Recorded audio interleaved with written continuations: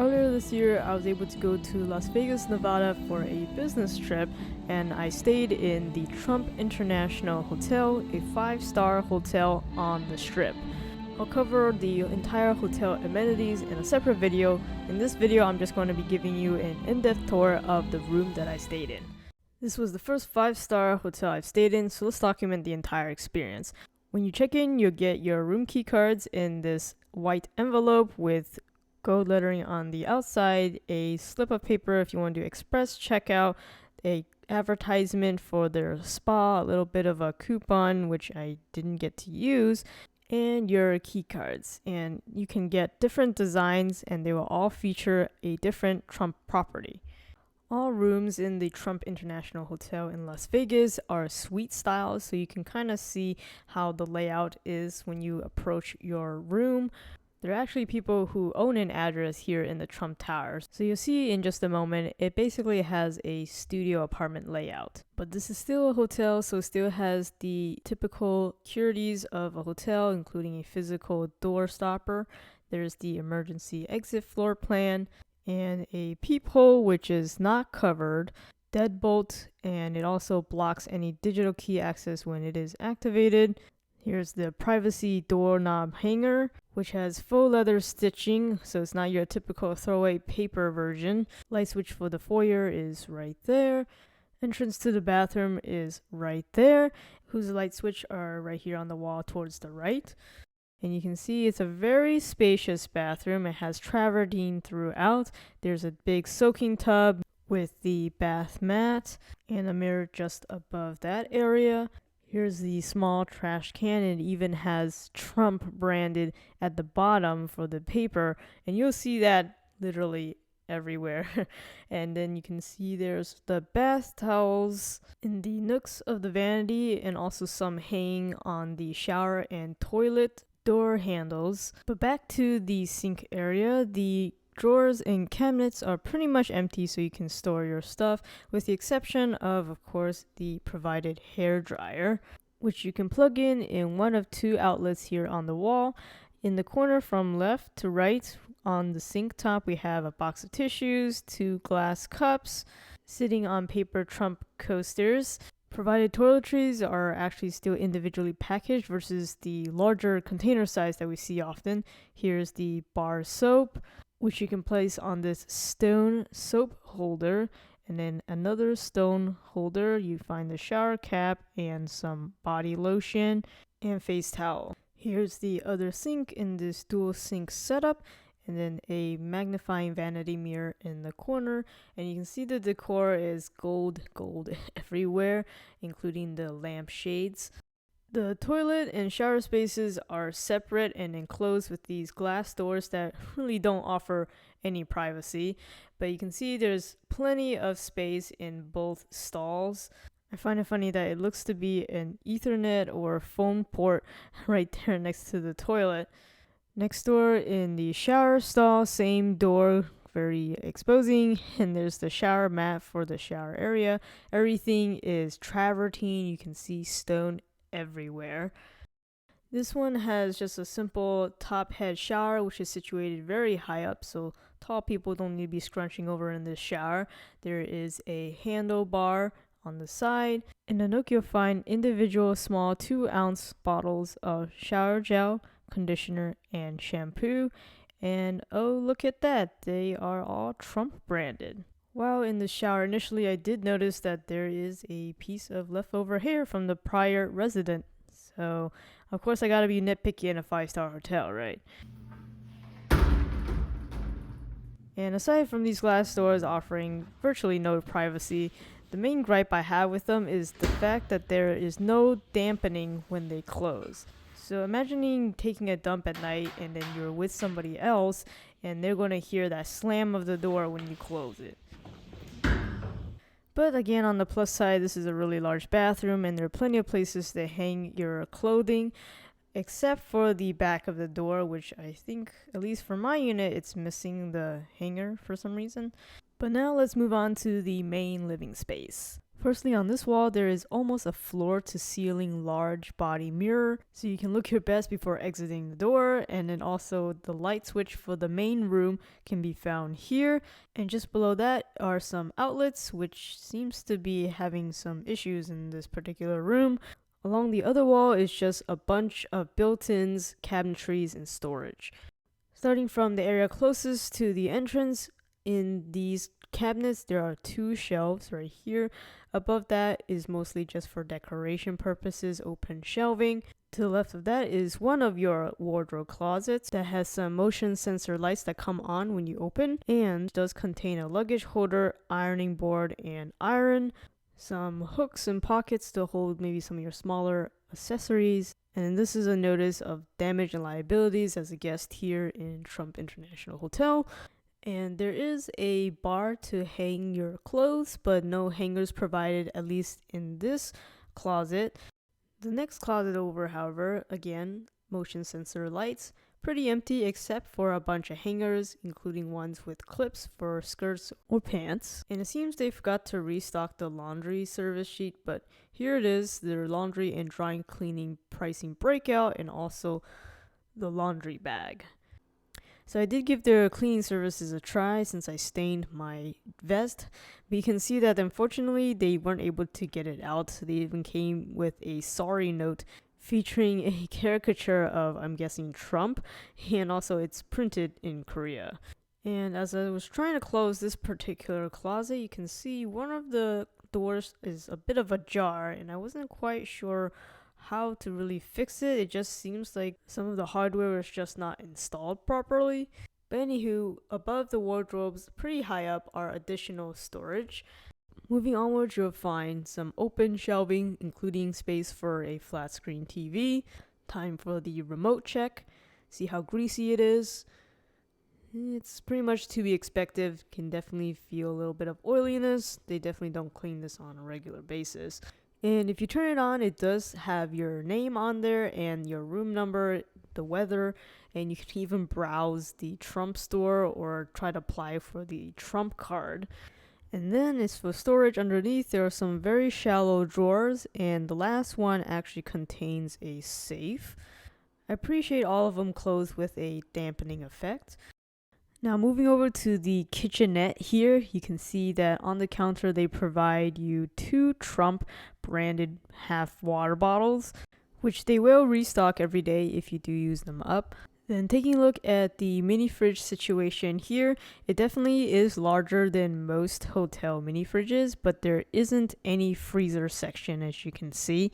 And peering a little bit closer towards the back, you can see there is signs of some wear or some dirtiness that obviously they're not cleaning.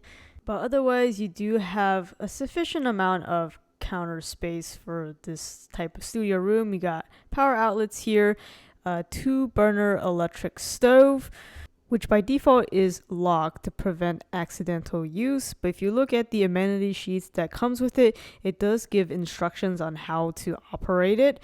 You would press and hold the lock icon for 5 seconds until the light comes off, indicating that you're able to turn it on and adjust the burner temperatures accordingly.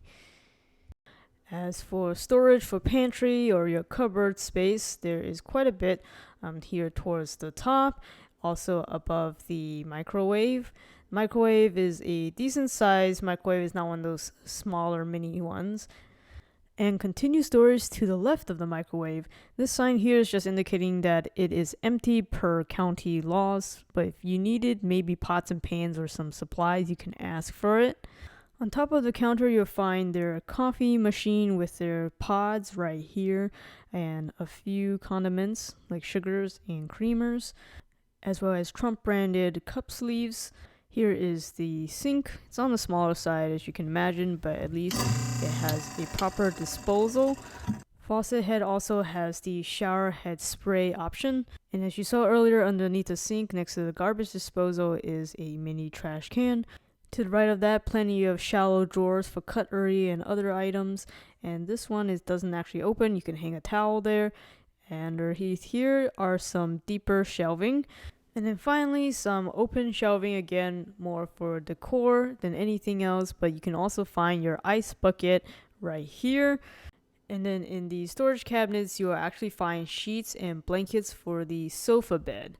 To set up the sofa bed, you of course first remove the couch cushions, and then there's some really clear steps on where to pull out the handle so that the bottom section will expand out to a queen size bed. With some further examination, I did notice a few stains on the sofa. However, I didn't see any visually anyways on the single sofa chair across the way of the coffee table. Behind the sofa, you'll find a standing floor lamp plus the HVAC vents, and then curtains for the floor to ceiling window view of the city. And you can see for probably miles just because of how flat it is and how high up this tower is compared to everything else. And here's a look at the same view during the daytime. And unfortunately, my room was facing some railroad tracks, so there were trains that were coming by almost every hour of the day, including into the night, which definitely got pretty annoying as a light sleeper. But continuing on with the room tour, you see there are outlets near the sofa right here, plus another small trash can with, once again, Trump lined paper. And here is the desk. Has one of those fancy leather mats on top. It's a little bit scratched up on this one though. Underneath that, it actually does have a glass top, and looks like they snuck a piece of paper that's oddly not properly aligned about the Trump Hotel. Chair is upholstered with no wheels, so you do have to use a little bit of force to pull out this sofa-like chair.